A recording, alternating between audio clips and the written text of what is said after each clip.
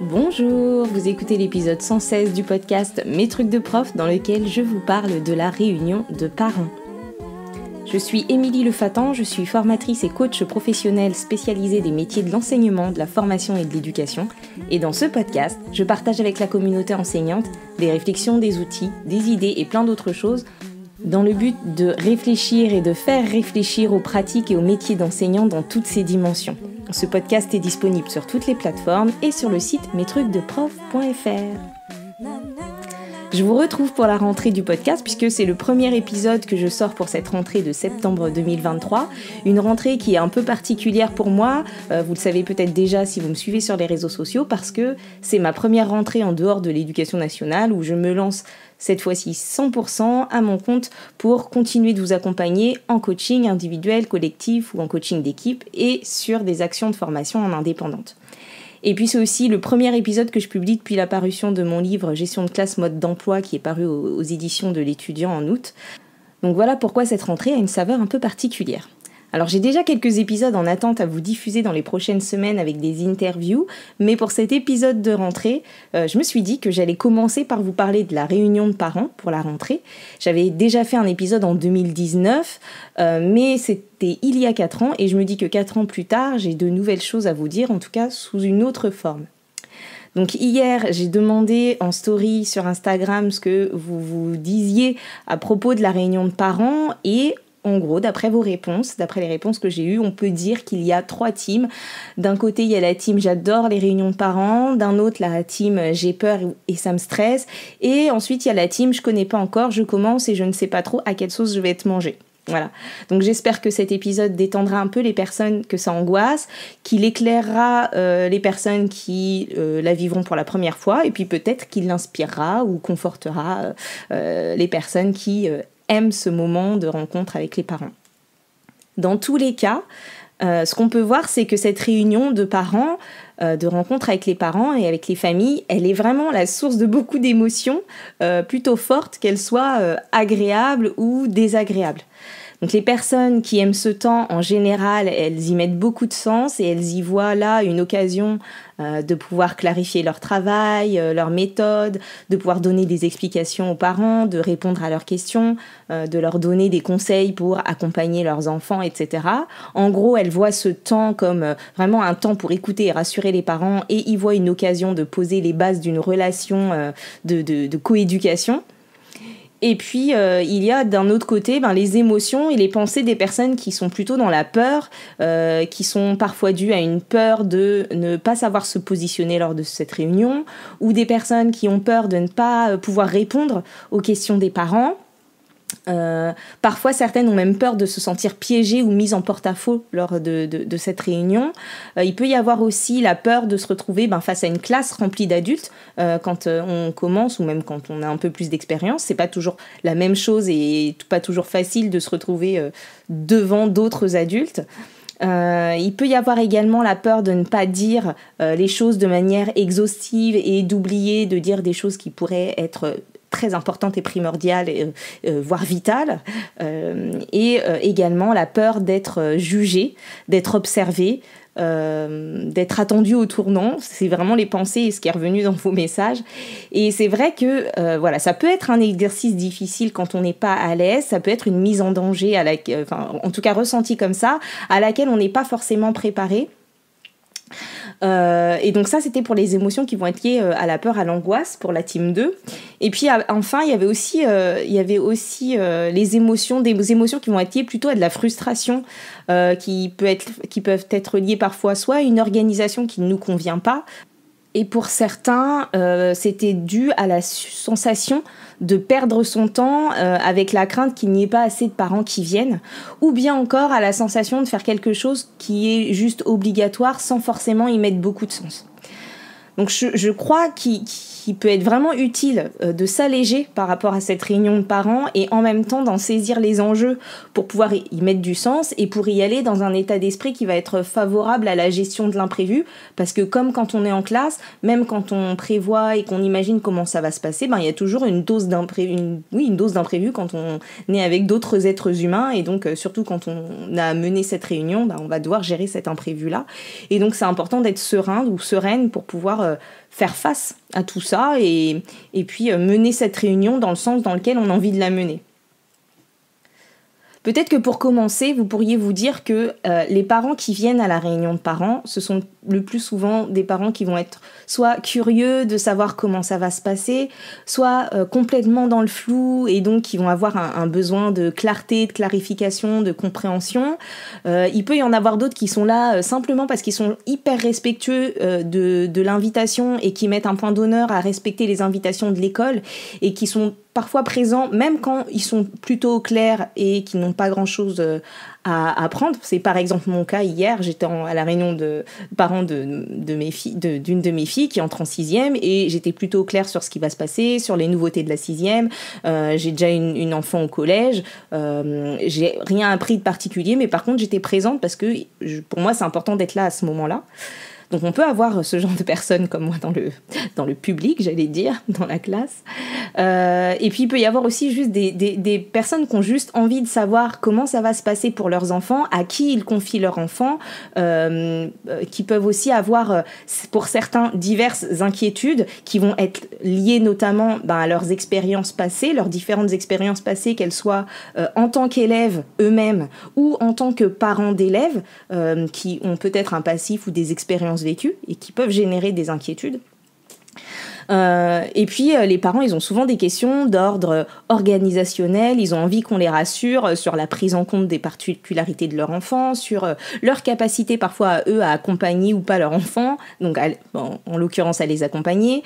Et en réalité, cette réunion de parents, vous voyez que je vous ai parlé des émotions des enseignants et que je vous parle aussi des ressentis et des émotions des parents. En réalité, cette réunion, c'est une rencontre de personnes qui viennent avec des émotions et c'est la rencontre de ces émotions-là, de ces attentes-là, de ces envies-là, etc. Sauf que parmi ces personnes, il y a des personnes qui sont des professionnels, donc vous, les profs, que vous débutiez ou que vous soyez confirmés, vous êtes les professionnels dans cette relation, et il y a des personnes qui sont responsables, qui sont les responsables de leurs enfants, donc les parents, et eux qui viennent à une réunion qui pour eux est complètement dans le champ personnel et qui touche à ce qu'ils ont de plus cher. Donc je pense que c'est important d'avoir ça en tête avant d'envisager toute autre chose autour de cette réunion. C'est d'ailleurs ce que je vous explique dans mon livre, dans la partie « Soigner les relations avec les familles ». En fait, je vous explique ce côté à la fois complètement dissymétrique de la relation prof-parent, parce que on n'a pas le même rôle dans la vie de l'élève, et en même temps, c'est cette dimension complètement horizontale de coéducation où il n'y a pas de supériorité, il n'y en a pas un qui sait mieux que l'autre, et qu'on doit avancer ensemble dans le même sens pour faire réussir les élèves. Et donc l'idée, notamment pour cette réunion de parents et de manière générale dans cette relation prof-parent, c'est de se positionner en fait en professionnel et de faire en sorte de poser les bases d'une relation saine et partenariale et d'une relation dans laquelle tout le monde va se sentir à l'aise, vous comme eux.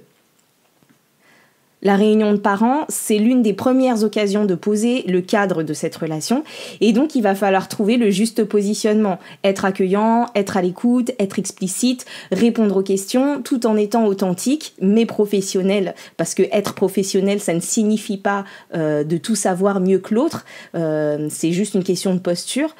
Et tout en étant un garant du cadre. Parce que quand les choses ne sont pas possibles, il faut être en mesure de pouvoir dire que ce n'est pas possible. Et quand on ne sait pas, il faut être capable de pouvoir dire qu'on ne sait pas. Mais qu'on ne sait pas encore et qu'on va se renseigner et qu'on va aller chercher une réponse quelque part. Et là, je dis ça pour toutes les personnes qui étaient inquiètes de ne pas pouvoir répondre aux questions des parents. L'idée, c'est de pouvoir parler simplement de ce que vous faites, de ce qui est important pour vous, de ce qui est important pour les élèves, et les parents doivent ressortir en confiance et rassurés de cette réunion. Ils doivent avoir gagné en clarté. L'objectif, c'est qu'ils arrivent à la réunion, quand ils sortent, ils doivent avoir gagné en clarté. Et c'est ça l'important.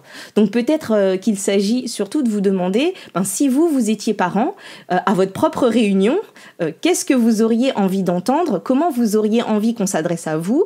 De quelles informations vous auriez besoin? Et qu'est-ce que vous aimeriez voir de la personne qui est en face de vous?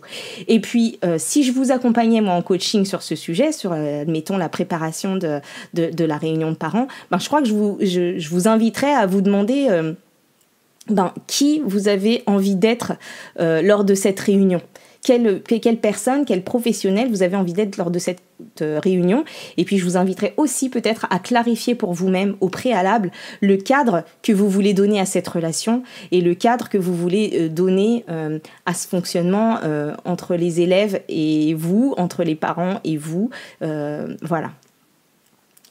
Donc comprendre l'enjeu de cette réunion, ça vous permettra de vous adapter et de faire face aux différentes situations. Donc évidemment, vous aurez préparé cette réunion et le fait de l'avoir préparée, ça vous permettra d'apporter du cadre, de savoir dans quel ordre vous voulez dire les choses, de savoir à quel moment vous répondez aux questions ou à quel moment les parents peuvent poser des questions. Vous serez en mesure aussi de différer une réponse parce que vous saurez que vous en parlez ensuite. Ou alors de caler une réponse qui n'était pas prévue tout en le formulant. On peut dire merci pour votre question, j'avais pas pensé aborder ce sujet-là, et donc là vous allez arbitrer entre est-ce que j'en parle maintenant ou est-ce que j'en parle même pas maintenant, et vous pourrez décider sur le moment. C'est la partie des imprévus dont je vous parlais tout à l'heure. Après, faites simple et concis, et ensuite soyez prêts à répondre à d'éventuelles questions. Inutile par exemple de faire une lecture commentée et détaillée de tous les programmes. Par contre, un point pour présenter les grandes lignes de ces programmes, les nouveautés ou les changements par rapport aux années précédentes, ou parce qu'on arrive dans un nouveau cycle, ou qu'il y a des nouveaux programmes, etc. Parler de ces spécificités-là, c'est important. Évitez aussi de prendre des engagements que vous ne tiendrez pas. Par exemple, ne promettez pas de finir tout le programme, ni que tous les élèves auront atteint tous les objectifs à la fin de l'année, parce que ça, personne ne peut en être garant. Par contre, peut-être que l'objectif, c'est de faire progresser tous les élèves et de les faire apprendre du mieux possible en fonction de là où ils en sont. Et puis parfois, lors de ces réunions, il peut y avoir des questions surprenantes ou inattendues, et celles-ci, on ne peut pas les anticiper, personne ne peut les anticiper. Par contre, ce qu'on peut anticiper, c'est comment on veut réagir de manière calme et professionnelle à des questions inattendues. Donc ça, je vous laisse y réfléchir et y répondre pour vous en ce qui vous concerne, mais vraiment d'anticiper en fait le fait que qu'est-ce que je fais, comment je réagis s'il y a une question à laquelle je ne m'attendais pas, une question qui me heurte, qui me dérange ou qui me met dans une situation d'inconfort. Et puis sachez surtout que les questions des parents, elles traduisent souvent un besoin, et vous le rappelez, ça peut être aidant en cas d'inconfort. Parfois, les questions, ça peut être une volonté de faire bonne impression. Parfois, ça peut être des questions qui relèvent d'une inquiétude ou d'un besoin de clarté. Et donc s'il y a une question qui vous met mal à l'aise, n'hésitez pas à la reformuler ou à la faire reformuler, ou à une question, si elle est trop spécifique, n'hésitez pas à dire aux parents que vous y répondrez en privé. Et puis qu'on soit expérimenté ou pas, il y a toujours des questions auxquelles on ne sait pas répondre, et ça c'est complètement ok, et c'est important de se le dire et de se rassurer. On ne sait pas forcément répondre à tout, et quand on n'est pas sûr, on dit qu'on n'est pas sûr, et quand on ne sait pas, on dit qu'on ne sait pas, mais qu'on va chercher.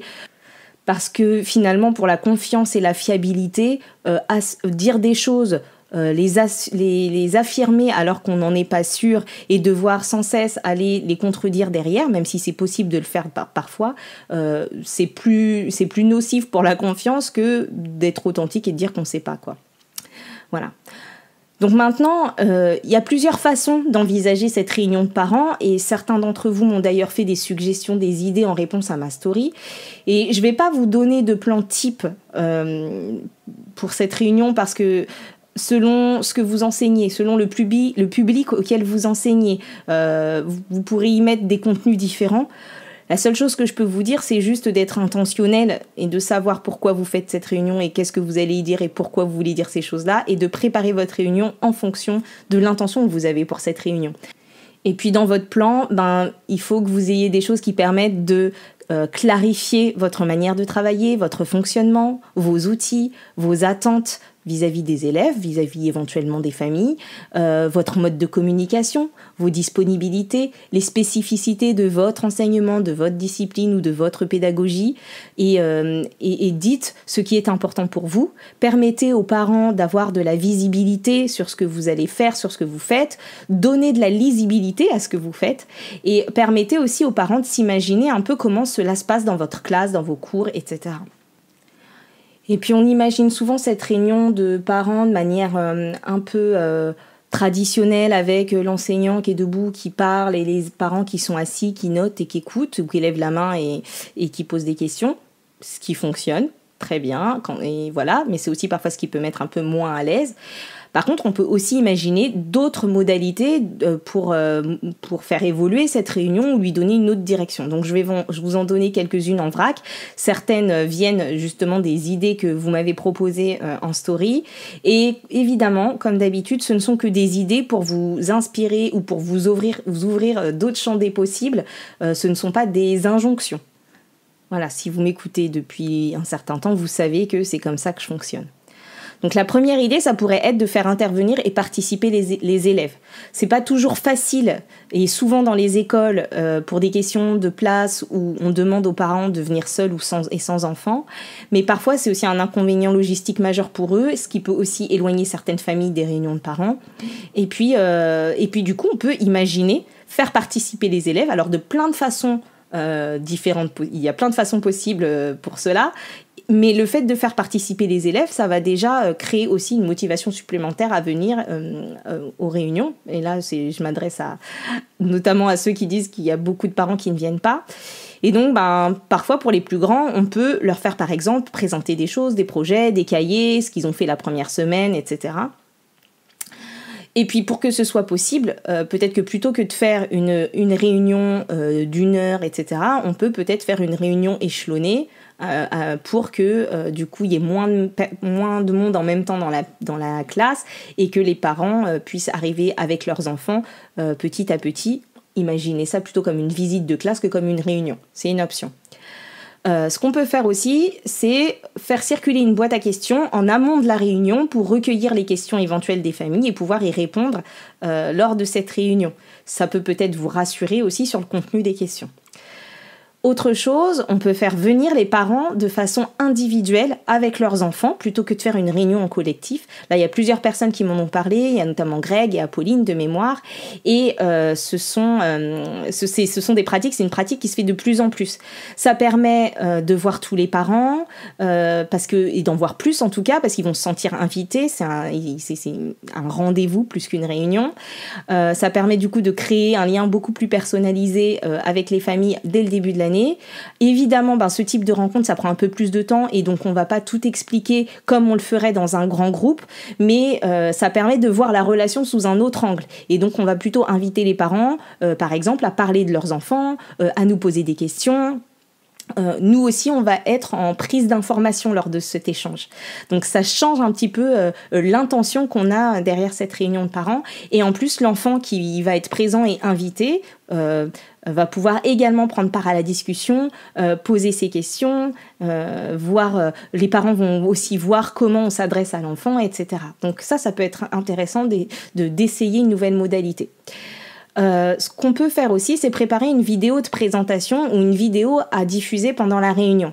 Donc, dans cette vidéo, on peut faire participer les élèves, du coup, faire que les élèves présentent les choses pendant la réunion de manière filmée au préalable.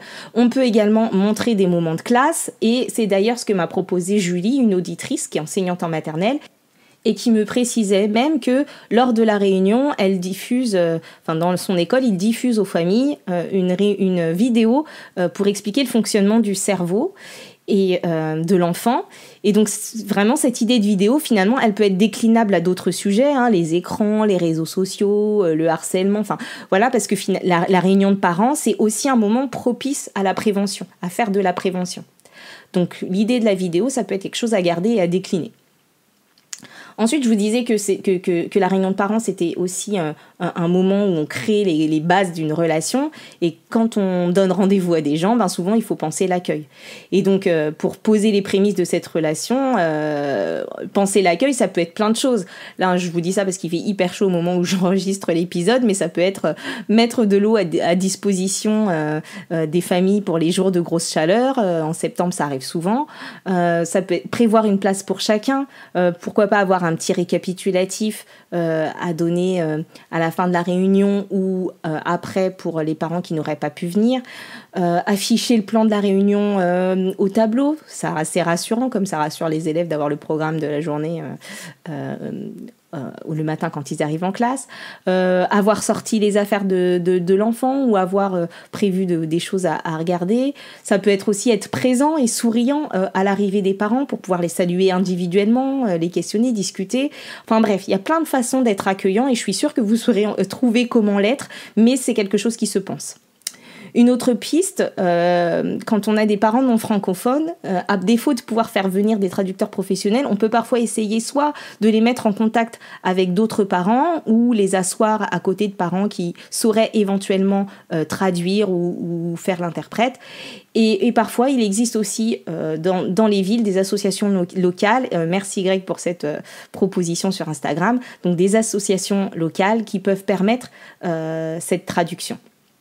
Donc voilà, on pourrait imaginer avec de la créativité et à plusieurs cerveaux encore plein d'autres possibilités, idées pour faire évoluer les modalités de cette réunion et redonner du sens, surtout quand c'est une réunion qui nous parle un peu moins. On peut jouer aussi sur le moment de la réunion parfois, hein, qui peut avoir un impact sur la popularité de la réunion.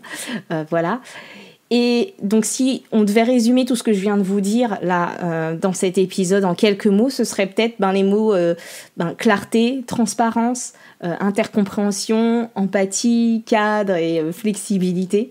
Et d'ailleurs, je me dis en le disant que ce sont des mots qui sont dans le sommaire du livre, donc c'est bien, je suis congruente dans mes supports et d'accord avec moi-même. Je rigole toute seule, donc voilà. Et je vous laisse, avec tout ça, je vous laisse réfléchir. Et puis, comme pour tous les autres sujets, on pourrait en parler des heures, mais là, je pense que vous avez de quoi cogiter.